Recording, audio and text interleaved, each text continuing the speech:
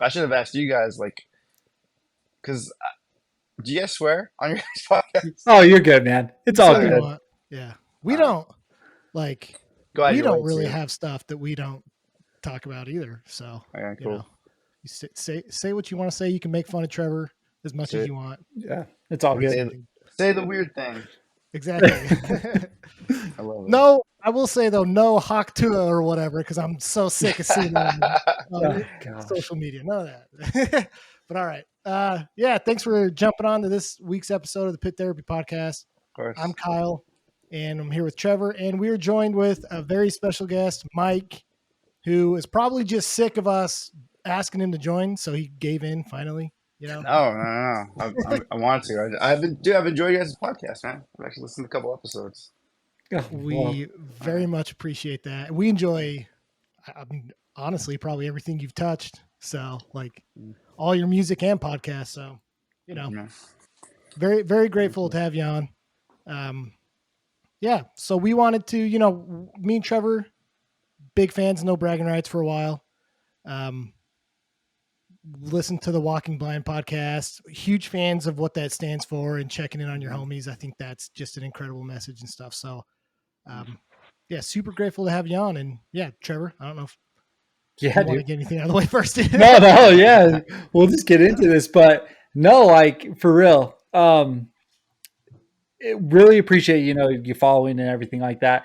And dude, I love the Walking Blind podcast. I was listening to the episode with Sean today, like the one you just dropped from Oh, dude. Differences. How That rad is dude, he, man? he is hilarious. Like Dude, he's that best. episode was wild. It was so I know. fun. No, So like kind of, yeah, go for it. I was just gonna say, like normally, like when I looked at the time, because it's always like, oh man, it's a long episode. But I was like thinking back on it, I'm like, it didn't feel long for me when we were doing it. And like somebody like him, he's just like I was listening, like I go through and like try to listen to like see if I can like clip something or make a comment on it later. And I like listen to the whole freaking episode again just because like Yeah. I don't know, he's just a fun dude. So No, yeah, I was the same way. It was like front to back. Like I do it when I'm doing work stuff, so it's just on in the background. And it was 2.5 hours later, and I was like, "Oh, dude, I'm done with the episode." Like it was just like in the blink of an eye. yeah, But you bring on like a bunch of just the California homies. So yeah. like Walking Blind podcast. How did it get started? What is? How do you pick your guests? Like, what's the goal of everything? So well, you guys know this. So I just told you guys, but in case this is a video, people can see it. I'm not high. I am just tired. So my eyes are just like shot. Um, but the podcast. So it came about. Um, so Mike has been trying to get me to do a podcast for like forever because he's like, dude, he's like, you should just go on like and just talk. Like I feel like people like want to listen to you. 'Cause, like I was doing Instagram lives, and he's like, that's a podcast, dude. Like just do that. Like that's what it is. And I was like, well, no, I don't want to do a podcast because like I'm not that guy. I'm not going to be responsible for like filming it, editing it, like making it sound good and I was like, I'm not gonna do it. I was like, the reason I do Instagram lives is because I just hit a button and it goes, and that's it. And then if I don't want to do something, I won't do it. Like I'm not obligated. And so he's just been hounding me. He's like, dude, that's so dumb. You should do it. And then during the pandemic, like we would just we would just meet up at the coffee shop that I work at. We would just meet up like every Saturday and get coffee, and then we would just like vent because like nobody was like hanging out, right? Like nobody's doing anything. And so we just had this you know, moment of just like hanging out and just, you know, one being hanging out with someone, which is cool, right? And then kind of just yeah, venting and like talking about what was going on in our lives. And and then that kind of like became like the podcast in a way, or at least that's when he started to convince me like, dude, if I do everything and you just like show up and talk, would you do it? And I was like, yeah, but like that's the deal, dude. Like I'm gonna just like I'm not gonna do anything, man. Like I promise I'm not gonna do anything. And he's like, all right, he's like, I'll do it. 'Cause he's actually done a podcast in the past. So like Oh, cool. so he knows more or less, what he needs to do and stuff.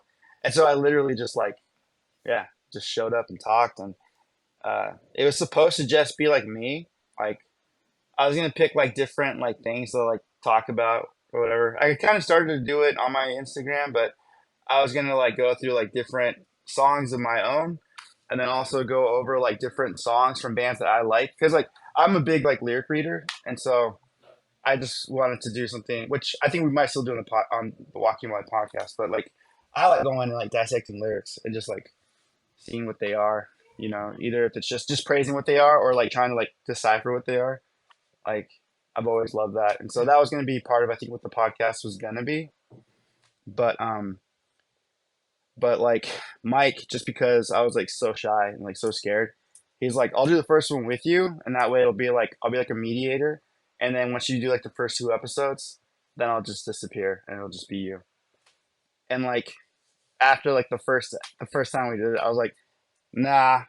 I was like, you should stay on, dude. Like it's just easier to talk, and this is what we do anyway. Like every Yeah. Saturday, that's like what we do. Is what we talk about, and so it was like a pretty easy uh like process as far as like we ended up just basically doing what we do on Saturdays, and we just kind of started doing on the podcast, and then you know I don't know. I think we've gotten a little better at like somewhat of like a structure now, but yeah, man, that's kind of how it started. Just like us Dude, that venting. story, it's like it's exactly what we were, right? So me, Kyle, and Josh, the three Mm, hosts who do the pit therapy, it was the mm, same thing. It was we had a group text thread where we would send each other music. We were like, check out this song, check out this band, all that stuff.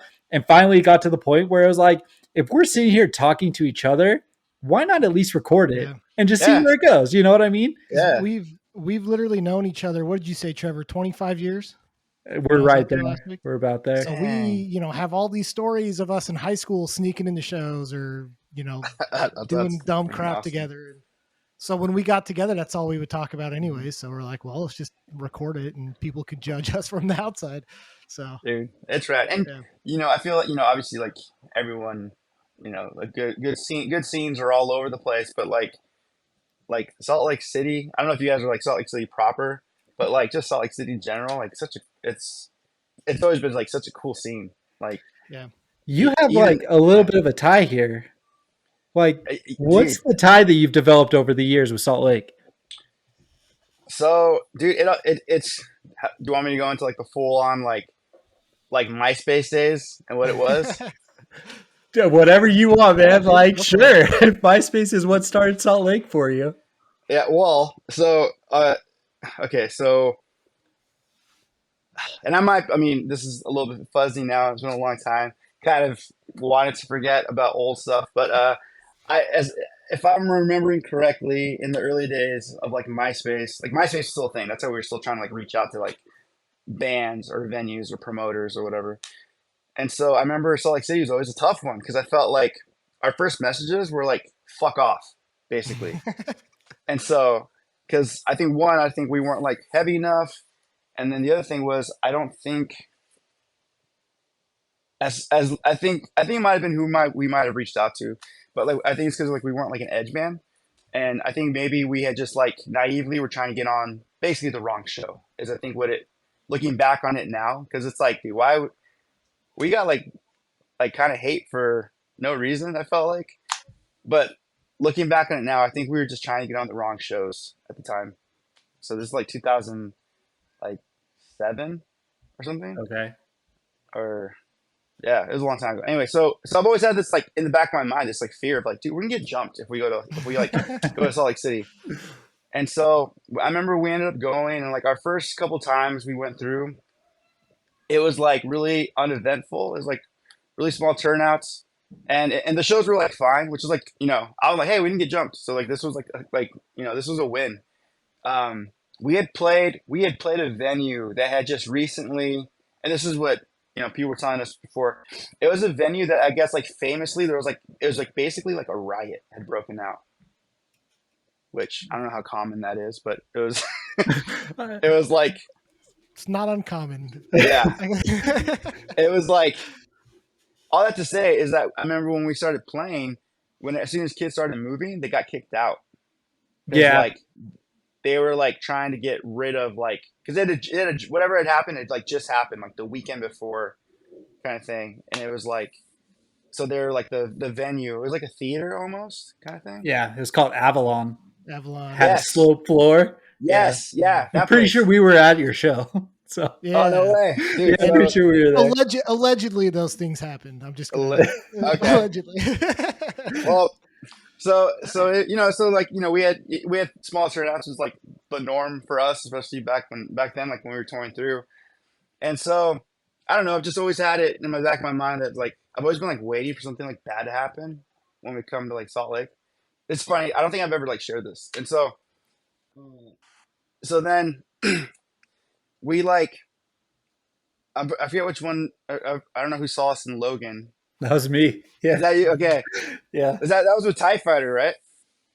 Is that who played? I only remembered you guys. I thought Yeah. that like it was you guys and then a couple like Logan bands, and there was like six of us there. Like there was no one.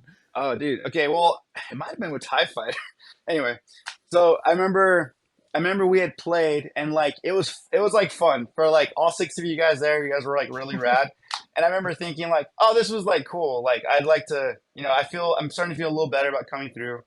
The six dudes liked us, and even though it wasn't like Salt Lake City, it was like close enough. And then maybe in our minds, like, oh, maybe we just skip Salt Lake City and like not worry about it.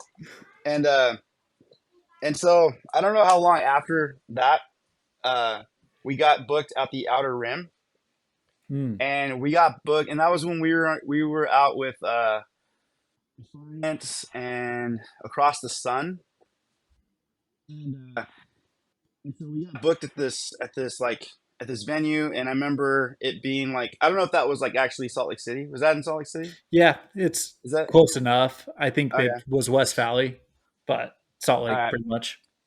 yeah. So this was like one of those like okay, like we're going to Salt Lake City, and like this is actually like from what we had understood and with like a little research was like oh they actually like there's like they throw like hardcore shows here like it's so I was like so again nervous, and so we show up. um Everyone was like really rad to us when we showed up, but like for for Affiance and for Across the Sun, like during their sets it was just like nobody was like really feeling them. And there was something that was happening that like I actually kind of like respect about the Salt Lake scene, and it's that nobody left the venue, but like people were like just kind of like hanging out or like sitting down on the stage and stuff, which at first was kind of like, dang, that's rough. But also I'm like, well, at least they're in here listening. Whereas in California, if they don't know you or you're like not the headliner, like it's like the norm for like people just like leave the venue, and it Hmm. just like empties out. It could be like a packed show, and then like a band plays and nobody knows, and then crickets. Empty. And then as soon Interesting. as as soon as the band that comes, or whatever band comes on, then it packs up again. So I just remember thinking like, well, at least they're here, and like even if they don't give a shit about us, like at least everyone's here and they're being at least respectful. And so I remember I think Let's Burn It Down was like right before us, because I think they had just like done a little run, and so their set was like it was like ape shit. Like their set was so rad. And so then I was just like, oh, everybody's here for them. They're gonna all leave after they play. Like, oh, this makes sense. Like, okay, this makes sense. Everyone's gonna take off after they play, and that's like everybody's just waiting for them. And so they played, murdered, and then like we're like setting up, and I'm just preparing for like everyone to like be gone basically because it's like it's the norm. And dude, as soon as we started playing, we opened with I remember we opened with Setting the Tone, and I wish, well, yeah, I think I'd like to see the video.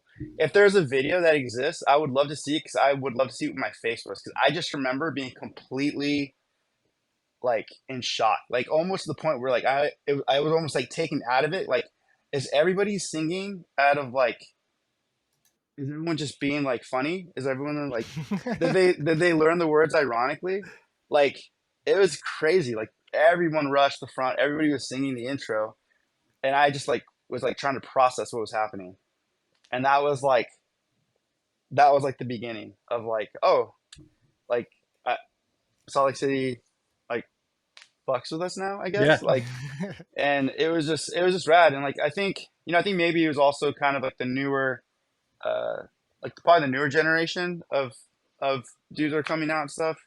So I think that might have been a little bit of it. Like learning later on about like the history of Salt Lake City sure. hardcore and some of the politics of it. But yeah, it was just rad. And I remember like we talked to everyone that was there, and stayed friends with a lot of those dudes from that night.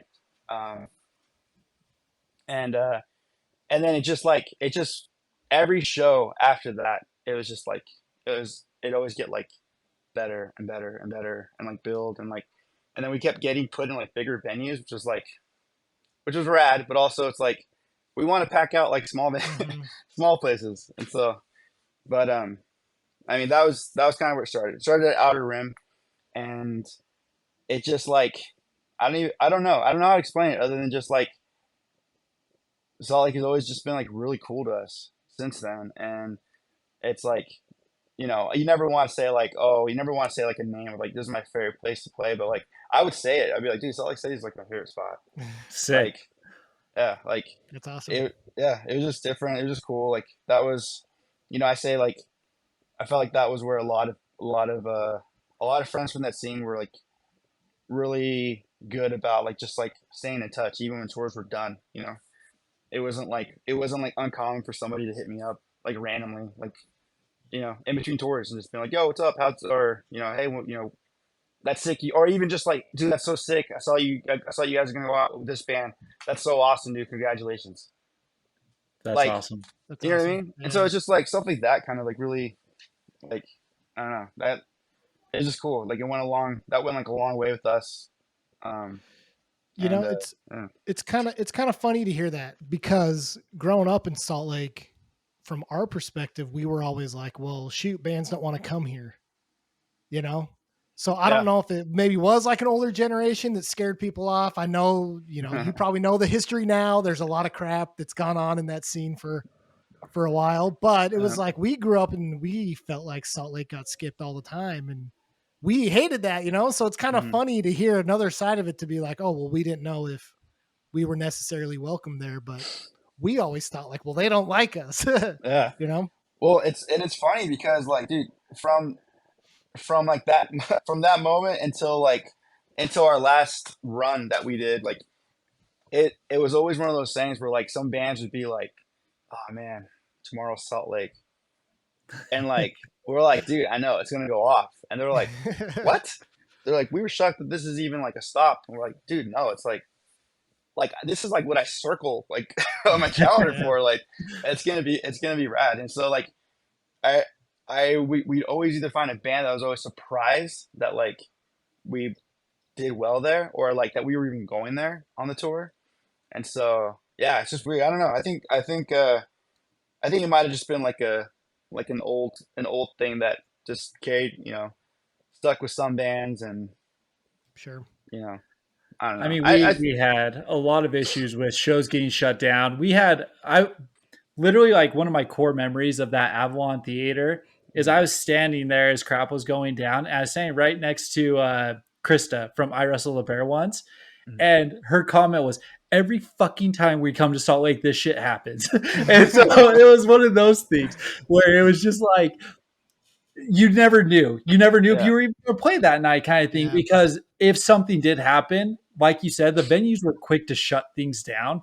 The yeah, promoters in Salt Lake sucked for a long time, kind of thing. So it hmm, was a weird place for a while. But the scene was always strong. Like it was always a fun place to like.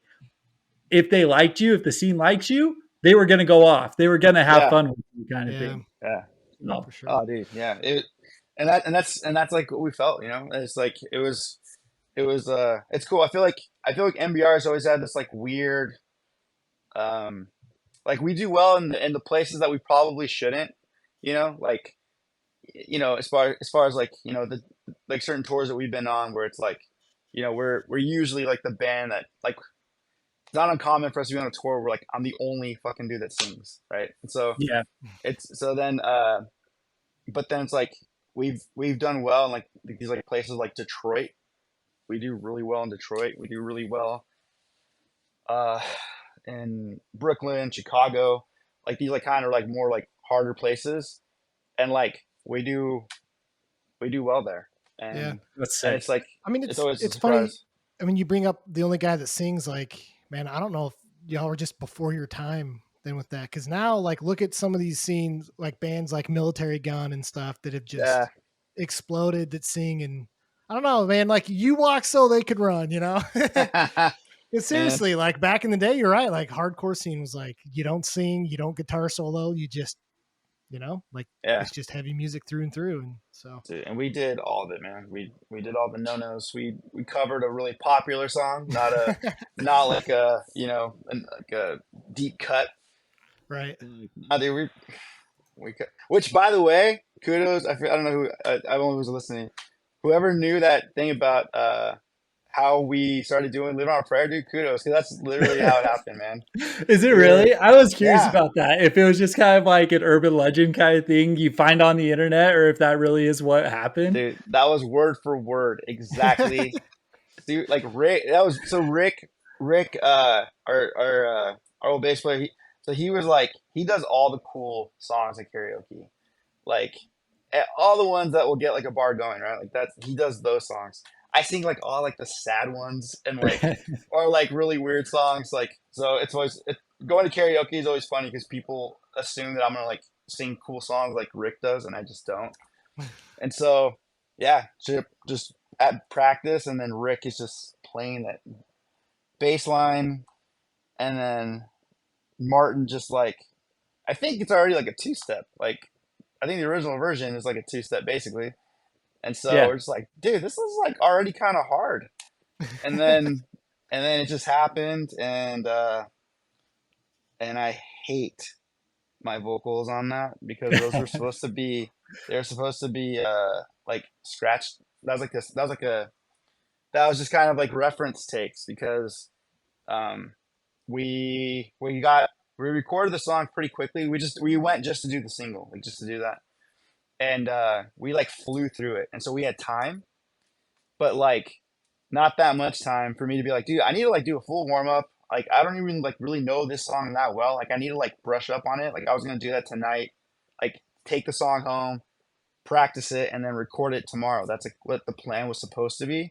But we had so much time. So the guys were like, dude, we're gonna waste like almost half a day. Like just go and just lay something down. That way, like tomorrow you can go and fix it, whatever. Sure. So I was like, all right. So I went in, just did it, and like kind of messing around with like certain things, and not really like trying. Like that wasn't like had I did not think that was gonna become what was gonna be, 3 million stupid plays later, whatever it was. And so like the next day, I recorded that, and then our buddy like went through and like made like polished it up a little bit, Mhm. and then played it for us the next day, and the guys were like stoked, and I was like, yeah, that sounds cool. I was like, let me get in there and like rip it, and everyone's like, no, dude, like it sounds awesome. And I was like, dude, you guys are like piss me off, dude. Like like like I need to get in there and like, and everyone's like, dude, no, like all like we can use this whole day now for him just to finish mixing the whole thing, and to and then we're done. And I was just like, dude, guys, like that's not real. These aren't real takes. Like like and the guys were like, dude, it sounds awesome. Like it sounds like raw. Like, I don't know. And so Well, dude, we eventually, kind listen of to it a ton. So yeah, uh, no, you're good, man. Like, Well, the best part of that is on Apple Music under your guys' is like recommended artists. It'll say like Foreigner and Journey and yes, stuff because I think dude, that like it heck sees yeah, your one of your songs is Living on a Prayer. It's great. dude, hell yeah, I'll take Yeah. that. Um. So I wanted to ask a little bit just about your background. Mhm. How'd you get into this music? When did you know that you were like, hey, I can sing, I can do this, or scream, or whatever you want to call it? Like, we can just kind of start there. I just wanted to, kind of get a little bit about your background. Yeah. So I like Green Day was like my entry drug to all this. Um, I And like you're from California, right? Like, yeah, yeah, yeah, Southern that's cheating. California. Then you get all that good music growing up like that. I know it's awesome as a consumer, right? But as a band, it is like crazy competitive. It's like I forget what it was now, but I remember there was like this.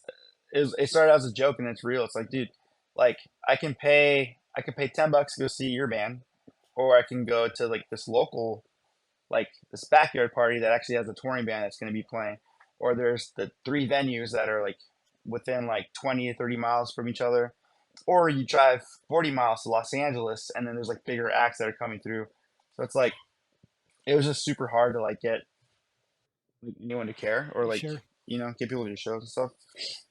But anyway, so yeah, so Green Day was like my intro to like finding like punk, and I credit my our original drummer, his brother. I credit him because he like when he would ask me, because I'm a very like particular person with certain things. Like I'm sure there's like something. I'm sure I'm like on the spectrum of certain things, but like I'm just like I know what I like, And so when he was asking me about like what kind of music I was like really liking, I would just say like, oh, it's like alternative, and he was like, that's not a real answer, dude. For you, that's not a real answer, man. And so he was like asking me about like what bands I liked, and I remember him asking me about Metallica. He's like, "You like Metallica, right?" I was like, "Yeah." He's like, "What do you like about Metallica?" And I was like, I like when they go fast." He's like, "Okay." He's like, "Do you like his voice, and do you like his like the guitar stuff?" I was like, "It's all right, I guess." I was like, "I don't know, it's like when they go fast." And he's like, "I think you like punk, dude, because like I don't know. I think you showed me like Pantera, or we're talking about other bands, and I'm like, it's cool, but I'm not. I don't know. But anytime you show me like punk bands, like Bad Religion, Pennywise, No Effects, things like that. When I remember him showing me that, I was like, oh, this is like, yes, this is it. Like this is what I want. This is what I like. Uh, and so yeah, Green Day led me to like the more like Fat Records and like Epitaph bands at the time. And so I got like super into punk rock. Uh, we had like a family friend. I used to say we're related, but I don't think we're really related. I think it was just like the Hispanic thing where we like said we were like cousins, but we really weren't. Yeah. But there's a band called Falling Sickness from Riverside, and it was just one of those things where like I got to see them at we had a venue called the Showcase Theater, and that was like our venue, and I remember seeing them there and just like seeing guys that I knew playing music that they wrote. It just made it seem like obtainable because like I just felt like musicians were just on like the radio and on TV, like they exist in their own, you know. it's like you just Yeah. are born to do it or something. And so just kind of like seeing dudes that I knew doing it, like that that was like I think that was when I was like, dude, I want to do this. Like I'm gonna figure it out. I'm gonna try to do it. So then started MBR. We didn't have any. We didn't know. I don't even think we had instruments yet. We just like had the idea, and then just got our. I was just like I'm gonna play guitar and I'm gonna do backup vocals because like I'm an introvert. Like I wanted to be up on stage, be able to hide and let someone else like sing. But like I kind of wanted to be like involved with like writing the lyrics and stuff, and then and then like doing harmonies. Like that was like that's what I wanted. And so when we started, we were four-piece, and we had my buddy Joey who was gonna sing, and then I was gonna play guitar, my buddy Ryan on bass, Jose on drums, and uh, and so like we that was gonna be our band, but our singer lived in Pomona, which was like a half hour from where we live, maybe not that long, but we were like freshmen in high school, so like we couldn't drive. And so it just got really like lame being like, yo, can you come out to like Riverside to like jam with us? Can you get And your it's mom like, to drive you? Like, yeah, yeah. And that's kind of what like that's really what it was. And it's like, nah, it's like my parents can't, they're busy or whatever. And so we were already meeting up and jamming. And so we were like we were just doing like covers and stuff, and it literally became one of those things where it's like, this is lame. We're just playing, and like it's just music. Like I was like, I'll sing until we find somebody. Like that's literally how it was. Because I was like, I don't want to do this. Like I don't want to be like the dude in front. Like, and so that's how it happened. And then I ended up just like staying because like I don't think anybody wanted to be in our band at the time because of we weren't good. And so that's how it started. We like started in our like my freshman year of high school. So that was like '99, and Jeez. yeah, that was MBR. So we were like a three piece, like really bad, like MXPX basically. Nice. And yeah, we did that, and then and then in like 2004, we like started to get like basically so I really like strung out. So that's like the like cool guitar stuff. Hmm. And then like around that time too, like I started to hear like Thrice, and so like Thrice was like a big like game changer to be like, oh, like I don't know, maybe screaming is kind of cool because like I was so like against like anything because I didn't know what hardcore was. I just related hardcore to metal, and I wasn't like into metal like at all. And so I don't know. We started to like get more like aggressive and more like I don't know, like doing more shit with like our writing. And so that's when I was like, we need to find like another guitar player because I think I just want to sing. And we became a five piece. Um, I don't even know, 2004 or something. I think that's when I stopped playing guitar. Yeah. So 2000, what was it? 2006 is when you guys Mhm. put out the first album, right? Yeah. Yeah. So 2005 is when Martin and Christian joined. Okay. And so like those were like the guys that like just changed like the sound. Like I looking back on it now, we should have like changed our name in 2005 just because it's like it's just like not a punk band anymore. We started like we have Martin now, so Martin can play double bass and like he's crazy and So what were you listening to when you started to write because you believe in something beyond them? Because this album is like it leads in to the consequence of dreaming, mhm. but it is different, right? And it's Yeah. definitely different from MXPX punk band. So what were you guys listening to then? So around that time, so I was like just getting so around 2005, 2004, like early 2005 was when like I started to like warm up to hardcore, and it was the girl I was dating. Like she like yeah, I think I need to like give her credit for it because she was like she's like, you like punk, but you don't like hardcore. She's like, I get you don't like metal. She's like, how do you not like hardcore? It's the progression. She's like, some of the bands that you listen to are hardcore bands. Like Ignite. Ignite is like my Yeah. like one of my all time favorite bands. She's like, Ignite's a hardcore band. I'm like, no, they're like punk. They're like he like sings and stuff. He doesn't scream. She's like, you don't need it. Like she had to like break it down for me to like explain like hardcore and you know. And so like Bane too. Bane was a band that I Yeah. like. They're punk to me. She's like, no, that's a hardcore band. Yeah. And so like Boy Sets Fire was like another band that like I don't know if they really were like considered hardcore, but they were like in that like in that realm. Like they toured with a lot of those bands. Yeah. And so for me, like during that time, that's kind of what I was like listening to. Like I was still like heavily always listening to like Fat Records bands, like Strung Out, Lagwagon, No Hmm. Effects, stuff like that. And then but then I was like really starting to get into like Comeback Kid, Bane, and then another just a weird band for no reason.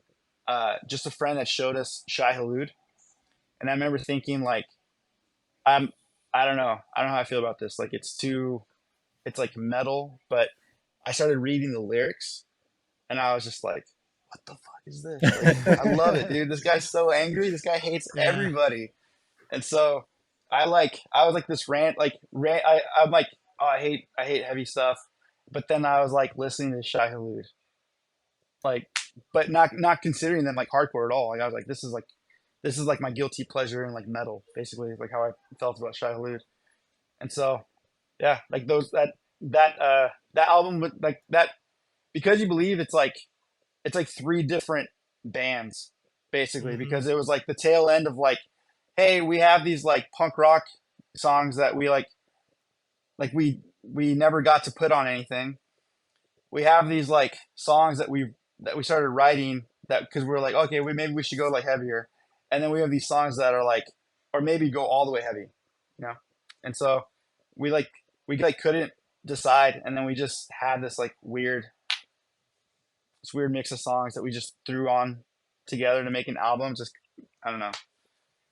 Probably should have taken our time and like maybe not done that, but at the Nah, time, I mean, it worked. And uh, I mean, this is what we do on our podcast, right? We talk mm, about a lot of these bands. And, I think what's fun is we go back because there's a lot of bands that we got into second, third albums, right? Like you brought mhm, up Boy Sets Fire. mhm, Like After the Eulogy is like my childhood, right? yeah, But I didn't even know till I was older that they had an album before that. yeah, And so like Poison the Well, same thing, mhm, and so you go back and listen to all these bands' first albums and you're like, there's a real battle with them on their sound and what they want yeah, to do. We talked about you guys, and I probably said the same thing about that album, mm, that there's kind of a battle of what you guys are doing. And I mean, going right into the next album, I mean, I think you guys, in my opinion, figured it out flawlessly because that album is like amazing. So, thank you. Yeah, that was so that's when Daniel joined the band, Daniel Guerrero, and so we kind of like so MBR has always been kind of weird. Like it was always like it took me a long time to like stop trying to like bring. I think in my mind I was always like, at some point MBR will become a punk band again. Like at some point I'll bring it back. You know, and we'll be like Ignite, and I don't have to scream because I hate screaming. So I was like, well, at some point, like my master plan was like, we're gonna be Ignite someday.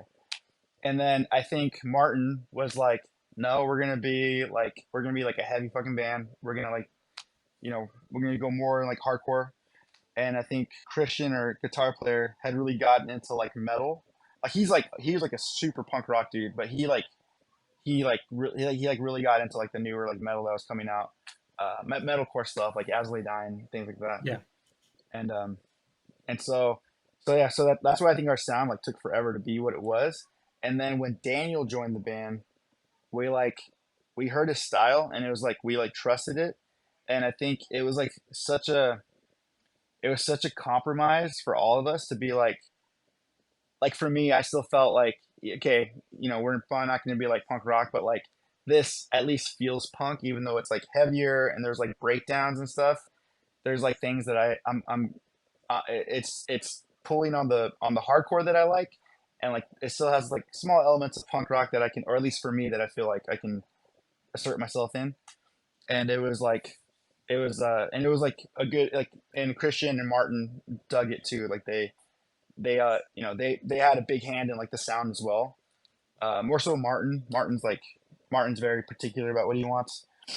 And so so yeah, was it like, I mean, you guys are sitting around playing music and stuff. Was it difficult to kind of come to an agreement and say, hey, like, this is what we need to do? Like, people arguing, or did you guys kind of hear the sound, even though it wasn't necessarily what you wanted? Did you hear it and think, you know what?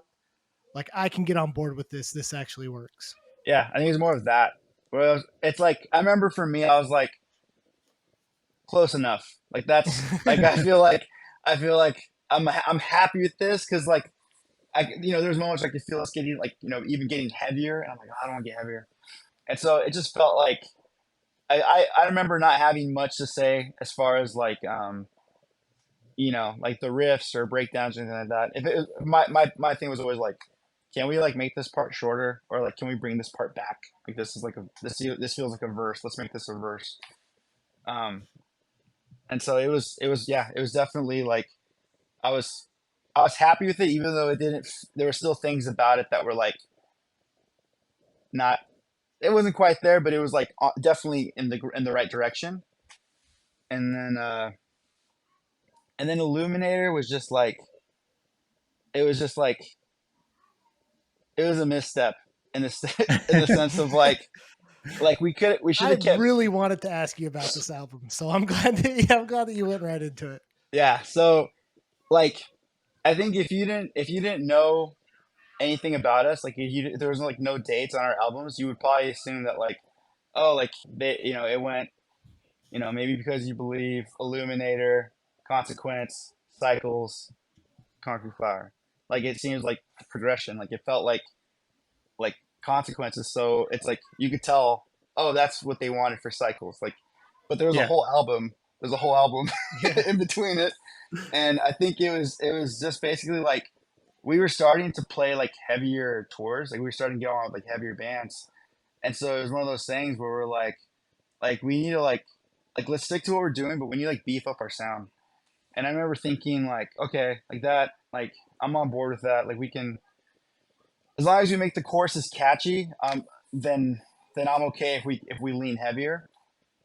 And I think I think it wouldn't. I think Illuminator wouldn't be so jarring if it wasn't so like polished, if it wasn't so metal sounding. Because I think if we would have gone like I'm not like a regrets person at all. Like I'm happy that we did it because it served what it needed to serve. But I think had we had like if we'd gone in with that album, like even those songs, and had we gone with somebody more inclined with like hardcore, I think it would have been a much. It would have been more like. I think it would have been like at least more towards like misery signals, and Mm, not so much like I don't know, like metal. I don't like know. Miss Yeah. May I, like the stuff that was coming out right at that time. Yeah, and so I think I think it was just like our attempt to like be harder because that's like what was coming, what we were starting to tour with, and uh and it's funny because that whole album to me is like super negative. Like if you read the lyrics, it's like me being upset with like I'm upset with like the scene. I'm upset with like other bands and how like people like treat music. And I was also getting just super jaded, dude. I was just kind of I was just kind of like I was like I was like, man, like this sounds good. I should be really happy with this. Like all right, even when the album was done, I remember thinking like I should be happier about this. And it just doesn't feel like it's what we should have been doing, I guess, or where we should have gone. Yeah. And so but I mean, that album helped us in the sense of like it got us on bigger tours. I think that was like the beginning of us getting I think that got us to like an international market too. I think that's like what that recording did. But it was just like if you go through and listen to it, like a lot of it is like my like discontent with like the music scene, like with like other bands. Like it's just like me like basically being like angry at like I don't know. It because Uh, the consequence of dreams is like the consequence of like pursuing something and like going full steam at something, right, and you're doing it. And Illuminator I think is like shit, we did it, and like I don't know, It I'm sucks. like it sucks, yeah, I'm not happy here. And Dude, so it pains me to hear you say that you don't like screaming because your screaming dude vocals, it's one of the things where like early 2000s, right? It was all the fry screams. It was all stuff that mm, you couldn't really understand. So when No Bragging Rights, bands like The Ghost Inside, more of like that hardcore style was coming out and starting to mm, infiltrate into the metal post-hardcore scene and things like that. That was the sound that I attached to. And so you like specifically your vocal style is something that I was like, dude, it's like perfect. You can understand what he's saying. It's really heavy, it's aggressive and all that stuff. So I awesome, loved it. thank But you, man. that being said, now you have Burner State and Easy Out that kind of Yeah. appeals to that side of you. Is that where Yeah. that all came from then? Oh yeah, dude, I've been like I would have done a punk band long, like even when MBR was still going. If somebody would have offered to be like, "Hey, do you want to like sing in like this and this?" I would be like, "Dude, yes, 1,000%." But MBR was so dude. When we were touring, we were so busy. Like it was like the best problem to have. Yeah. Like just constantly going.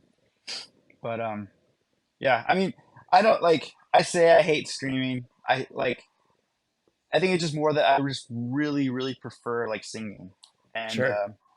it's just like, and because I like singing so much, like I just know like what screaming does to my Yeah. voice. And so, Yeah. but So, I still, yeah, I still try, you know. one thing I wanted to ask. So you guys pretty much were one of the first bands with Pure Noise, right? Hmm. What was that? Yeah. What was that like? Because nowadays, I mean, we've talked to a lot of, especially local, smaller bands, and we ask them about like, what's your goal with labels? Is that do you care anymore? Because it's so easy to self-produce. You know, Yeah. people can. It's way easier to make contacts places, right? You don't have to hit up jerks on MySpace. You know, you make friends other places through other Yeah. social media means. But what was that like back in the day? Because I've personally, on the outside, have heard very good things about Pure Noise. Do you still think that labels are important now? You know, what would you tell a new band coming in regarding like label and searching that stuff out?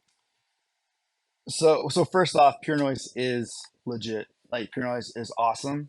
It's you know, I I have yet to hear anybody talk badly about Pure Noise, you know, and like because you know you would think that there's at least like some bands that are like, oh, you know, I wish they would do this or wish blah blah.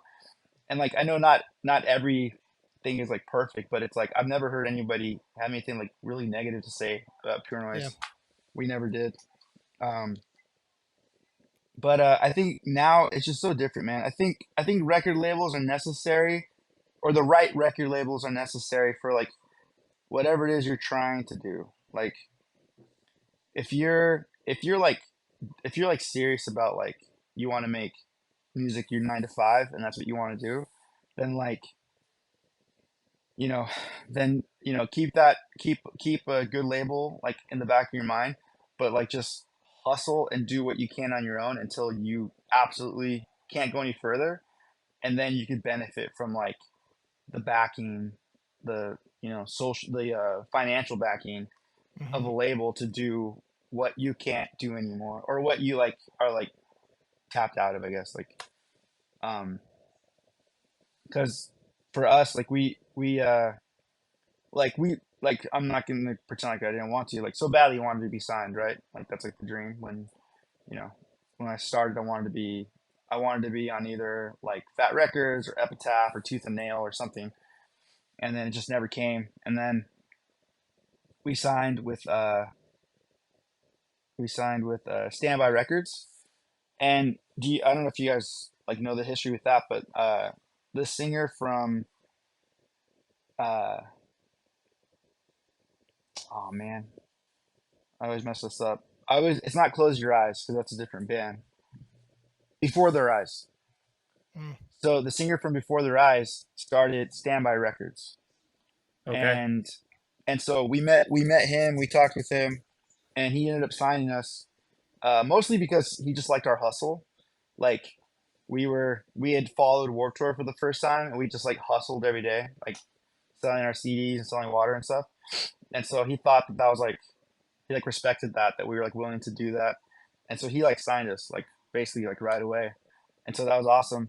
And then he like very shortly after sold the label to this guy named Neil, and Neil's an asshole and like lied to our faces. Like he was just like everything.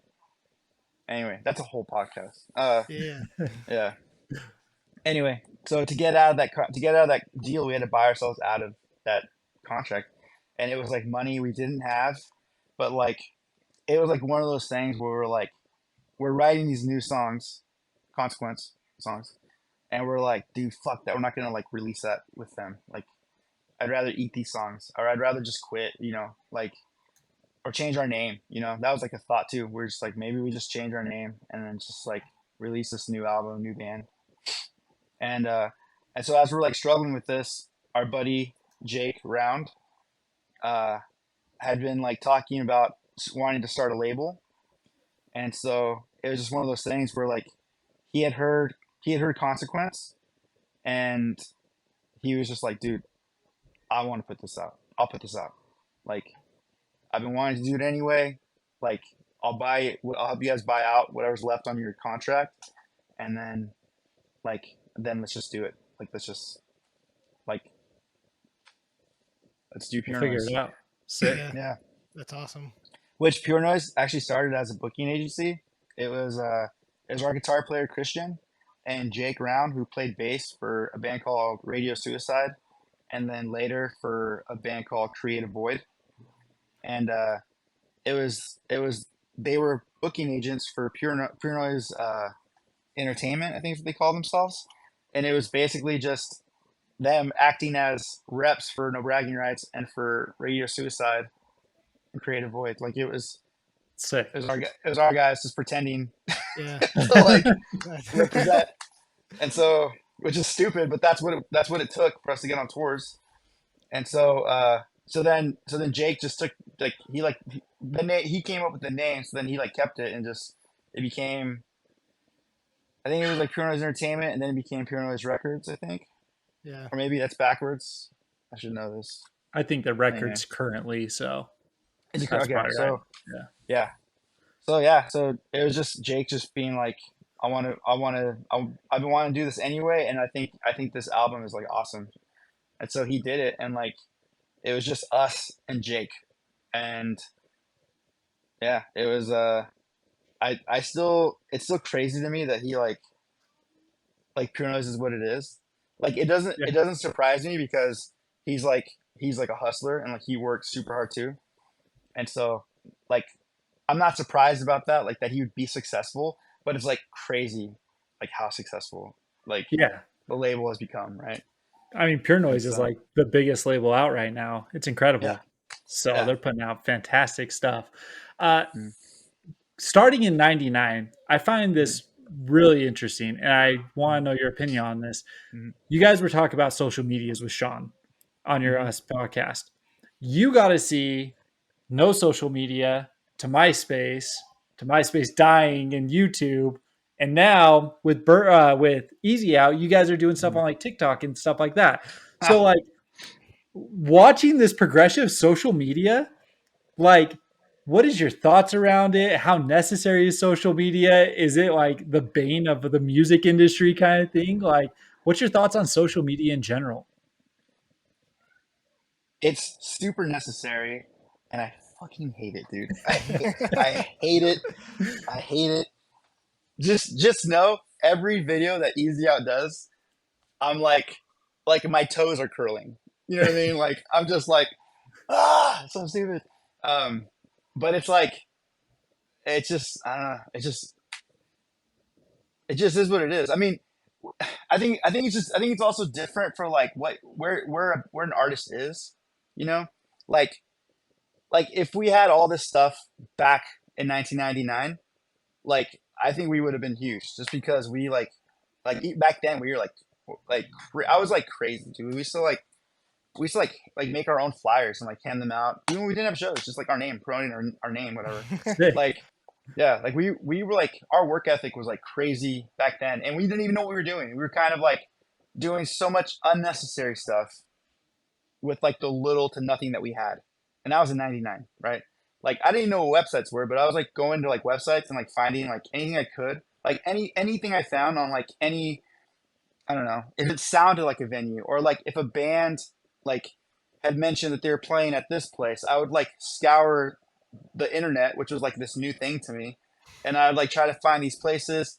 I'd contact them, and like I'd call them, which is crazy because I'm like an introvert. But I'd call them and like basically ask to play, and they're like, "Who are you guys? Like, do you guys have like we're a band from like Riverside." They're like, "What? Like, do you have a CD?" And we're like, "No, we don't, but we're like punk. We're like MXPX and this and that." And the guy's like, "Dude, I need to like hear music, guy."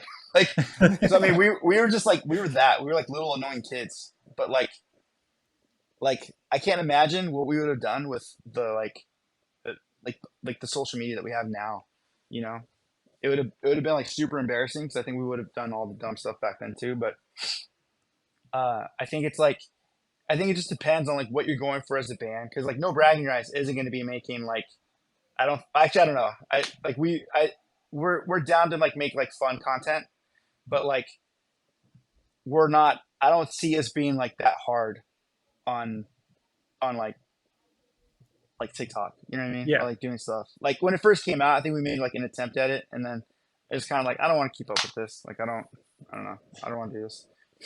So I don't know. I think for MBR, like it would benefit us to be more of a presence with that stuff. But like I don't know, for a band like Easy Out, which is like like so much fun, but like really silly, and like how we like we take what we play, like our music, we take that seriously, but we don't take ourselves seriously like, at all. We're like Sure. we're all in our 40s playing 90s skate punk, you know.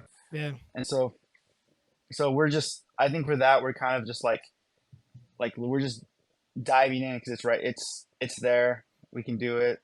And I think why we're doing the social media stuff so hard, like the little reels and stuff, is because we are trying our hardest to not get signed, or at least not signed yet. And so I think we are trying to do like whatever we can before it's like we need Sure. like Yeah. you know what I mean? Grow it So independently. Yeah. yeah. So let's take this now and say like everything's at the peak. Let's say MySpace is back at the peak. Let's say YouTube, like music videos is at the peak. Mhm. TikTok. Which is the best social media platform? What one helped you guys the most, I guess?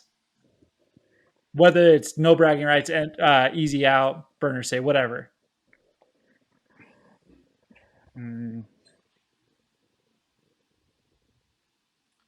I don't know. I mean it's hard to not say like Instagram just because it's like that's what I remember the most as far as like it was just convenient to like track and like it was easy to interact with people. Like MySpace was like it was I still remember doing a lot of work on MySpace. Like we became friends with like super random bands through MySpace because like you know it was you could contact anyone and it was like such a new thing. But I don't know that like man I don't know maybe actually good question because now I'm thinking maybe MySpace like had we like knowing what we know now like to apply it to them. I mean, I mean, realistically, some of I'm those. asking this question so that I know where to focus time. Well, you can't. Yeah, I'm glad that my MySpace page doesn't exist anymore. So I'm glad that that part has moved on. You know. Yeah, yeah, I'm definitely good with that. It's always funny to like if you want to like start a fight, just be like ask somebody like, yo, like if you had MySpace right now, who would your top eight be? Or like or who would you you know who would your top five be or whatever? And like it'll start like shit. Like if you ask bands to do that, it's like a shit starter because then it's like oh fuck like because Dude, I then thought we were friends, man. yeah Yeah. whoever gets left off, it's like what the heck. But and I don't know, man. I think it's like recency bias. I feel like Instagram seems to work the best for us, and like maybe because that's like what we know. Like I don't really understand TikTok at all. Like I don't. Your I guess is as good as ours. yeah. I Yeah. feel yeah. I've seen people blow up for like nothing videos, you know, and it's just like what? That's Exactly. okay. But Yeah. I don't know. Um.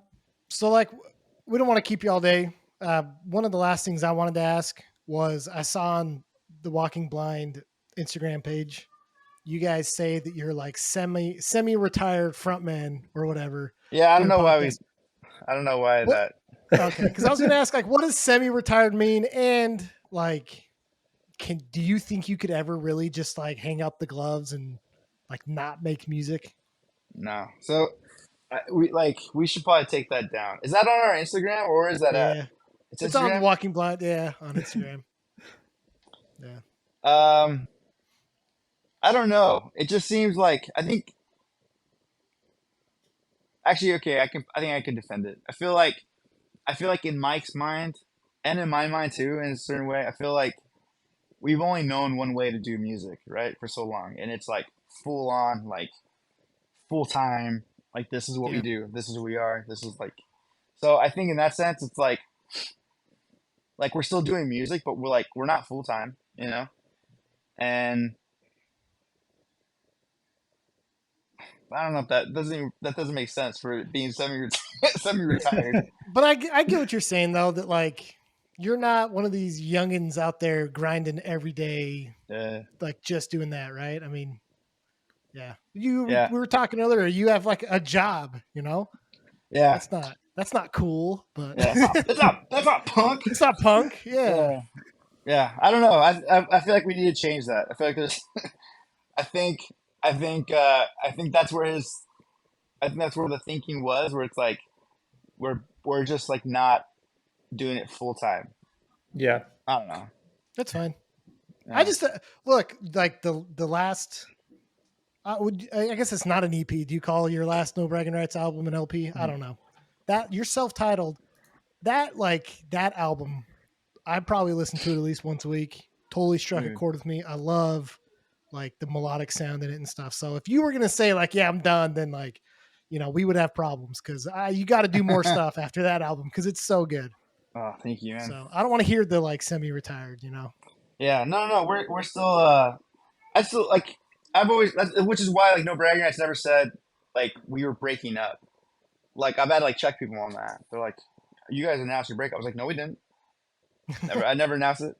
Just because I always think it's silly when like an artist like is done. You know what I mean? Yeah. Like I know there are certain cases where it's like okay, like because of the band just like hates each other or like the band set out to do one thing and they did it and they're done.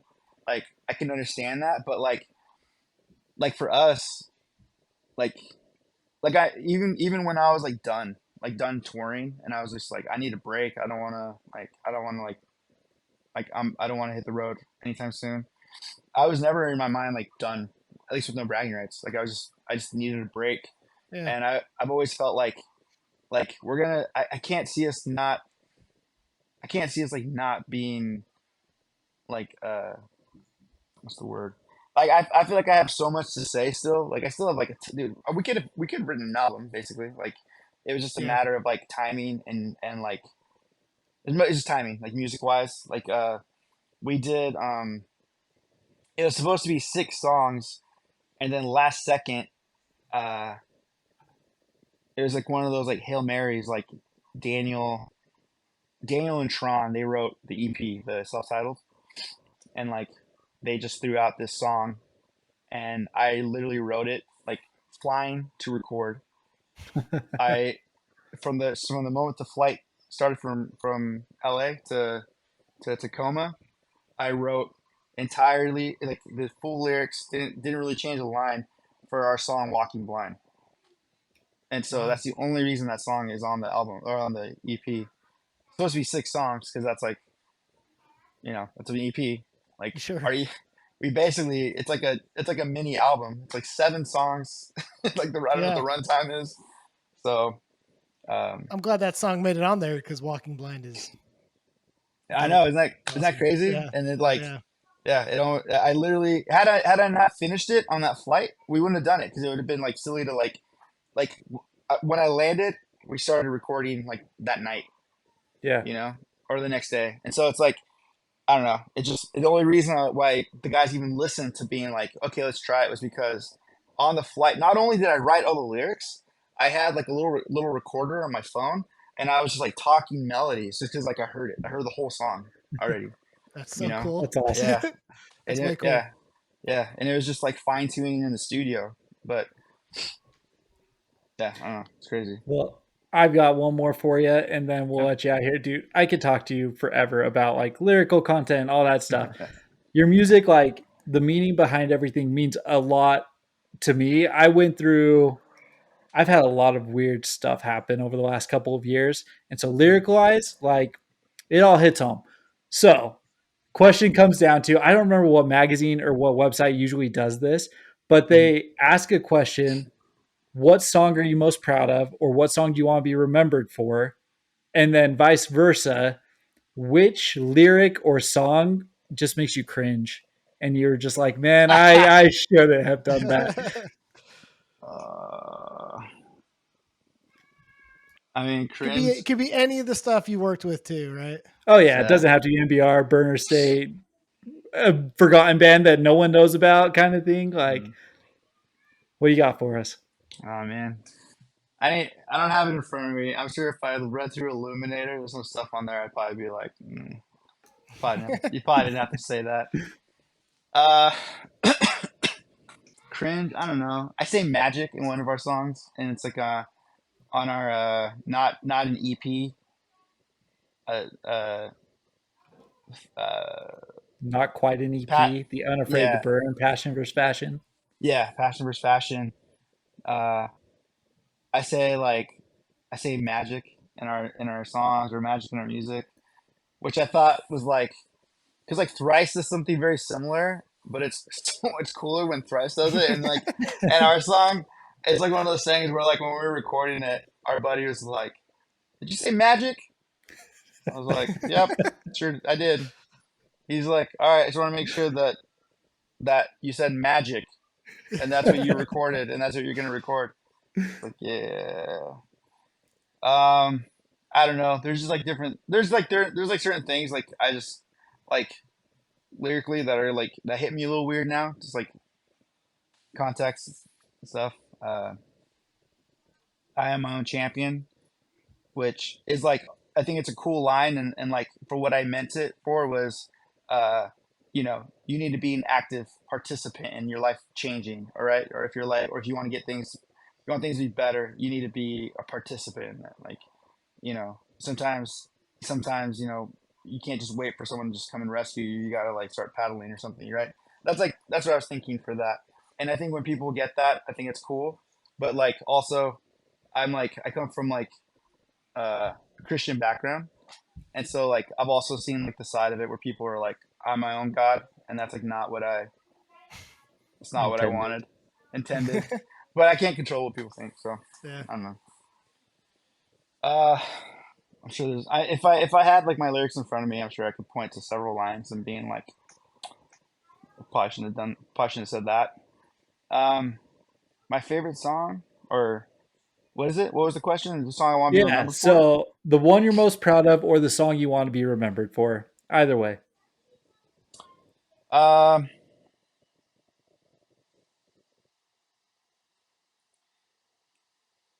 I think, I think, I think probably Cycles, just because it's like I feel like it's had like the impact is like is was more than I could have ever thought it would be because I was I was writing about someone that I care about a lot, which is my dad. And I just thought like it's it's a simple it's a simple concept, but it's like sadly very common. And uh and so I think the response to that song is always it's like crazy, it's humbling to like have the response that we've gotten to that song. And yeah, I don't know, I feel like that one I'd probably be happy with if somebody were to hear us for the first time, like, and that's what they got. um Yeah, I think that or Hope Theory. I don't know. Yeah. Well, dude, Cycles is Mm, absolutely fantastic. It's an incredible song. It was one that we actually called out on the episode we talked about, you guys. Hmm. Uh, just fantastic. So thank it's you, man. awesome. Yeah, thank you. Oh, and Cycle's the album. So, like, I wanted to say this earlier. So the only big change that we had was, and this is what we kind of been riding with, which is like, if we're gonna be if we're gonna be fast, let's be like punk rock fast, or at least have that mentality as opposed to metal fast. And then if we're gonna be heavy, let's be hardcore heavy and not metal heavy. And so Yeah. that was like the thinking for Cycles. And I think that's what we were like we wanted to say when we were writing Consequence, but like that wasn't. It was just kind of like this is all what we all kind of think this, but it wasn't executed. I think Cycles was like the execution of that. Yeah. Absolutely. For sure. Absolutely. That's my favorite album, you guys. So I agree. Heck yeah. I Oh, and agree. also, because I listened to you guys' Shy Hulud episode. Uh, I'm on their that I always want to say "Cool to Hate" because that's like not the song. Oh, The uh, colder than a cold world. I'm on that. okay. You did? Oh, I Yeah, didn't know I have the world's fastest guest vocal. that. I'm in there for like 6 seconds, and That's it was awesome. yeah. It happened because Daniel is friends with Matt. They become like buddies and stuff. and I don't know why, Colder but than the Matt, cold world. yeah, at the very end, you'll now that you know I'm there. Now you'll be like, oh You'll yeah, hear that's it. your yeah, because it sounds way different than what what they normally sound like. But yeah, he was just like, hey, do you think Mike would want to do a feature on on our on one of our songs? And Daniel was like, yes, he would. That's sick. And he's like, do you want to ask him? He's like, I don't have to. He's like, he'll do it. And yeah, he like reached out, and I was like, yeah, absolutely. When does he need it by? I'll do it right now. And they sent me the little part, and I was like, yeah, sick. I'll do like 9 takes of this little line, and yeah. Dude, that's So awesome. That That's pretty cool. that little, what is it? Just Can't Hate Enough album. So good. Those 2 such new a banger, songs, dude. and yeah, it's so solid. Yeah. So we're going out to Furnace Fest this year, so we're going to be able to Sick. catch those guys. So I'm Oh, way excited dude. for that. It's When is been Furnace Fest? the first week in First October. weekend of First week in October. Yeah. October. Listen, man, just throwing it out there. If you want a place to crash and you want to come out to Furnace Fest, let us know. Yeah. We've got a hotel Dude, room. We have 2 twin beds. We can make it work. sick. Yeah. Dude, I'll sleep on floors, dude. I'm still pumped, dude. That's not Yeah. entirely true, dude. We did our last MBR tour we did. We had hotel rooms. And it was like, Nice. yeah, we had to. Got to. Yeah. Are you so what's the plan then? Any tours, anything else? You just getting easy out, stuff dropped and Yeah. So like right now like Easy Out, like we're doing a lot with Easy Out right now, and then Martin's doing like a lot with this Madre, and so we're kind of both just like kind of keeping busy with our other things. But that being said, like and I hate this because like I used to make fun of bands that would say this, but like we're writing, but like we've been writing for like 2 years, 2 years or whatever. yeah. And so I used to hate when bands would say that, like they're writing. It's like you said that like a year ago or like 8 months ago, and what you're not done yet. That's just because like in my mind we only like lived music, and so we Yeah. just But You guys got a lot of stuff going on. Desmadre rips that I yeah, mean they're so good. So and dude, we're pumped for Easy Out. thank So you. yeah. Uh, Well, yeah, if you come through Dallas again, let me know. oh, We'll go grab some barbecue or something, dude, yes, 1,000, dude. You can go I'm to so Utah and down. have Jello or some crappy food that's out there. Fry sauce, The pie, dude. The pie Oh, or the dude, the pie Yeah, pie's there you go. bomb. or the pie hole. Is that still a Yeah, thing? yeah. That they're both Dude, solid. There's actually like several new pizza places. If you're a pizza guy, like there's actually some solid pizza joints around here right now. okay. Dude, don't even do that, Kyle. Unbelievable. Don't even do that. You can't live in Utah for like 30 years and have crap food and then say, "Oh, well, it's good now." So, sorry, man. Yeah, I think it'd be hard to like not like go to the pie or pie hole if I was. I guess did, you, if I was there for like extended time, then I could probably venture out. did you go to the one that was like up on the University of Utah campus that was like underneath, Yeah. like down? Yeah. Oh Heck yeah. yeah. Yeah, man. We have oh, man, I saw like a memory of like our buddy Mark. He like was carrying the pizza and he like spilled it. Like he like literally like in a movie just dropped it. And it was like one of those things where everyone's just Uh, like we're all so hungry. We're like, it's okay. It's all uh, right. But Is your name up there? we're Did all you write your super name up? bummed. Is your name on a brick or something? I don't know. Is that a You guys sign thing? it? I don't think yeah, so. they signed the Yeah. wall. I mean, Oh, you know what? I think we did. I think Martin did. cool. Whether Nice. they allowed or not, I think Martin's our tagger. No, He's they do. I mean, I've written more than just names on those bricks. So as a young person. yeah. Ah, dude, the pie. Awesome, Okay, man. now I want pizza. Well, I mean, date night, right? Talk the wife into going out to some pizza. I So, know. well, dude, we seriously appreciate it. Like, seriously, no bragging rights has meant a lot to us. Everything you've done has meant a lot to us. Thank The you. Walking Blind podcast, absolutely incredible. Like the message, check in on your homies, absolutely resonates with everything we're doing as well. So, I mean, we're gonna tag it all. But if you want to start shouting out a couple socials or anything like that, go for it. But it will be included as well. Awesome.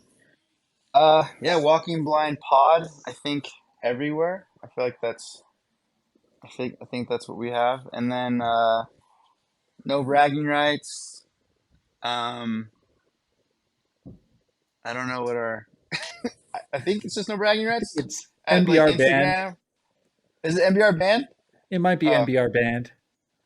all right. Yeah, MBR band or no bragging rights. I'm sure. I should know this stuff. I don't.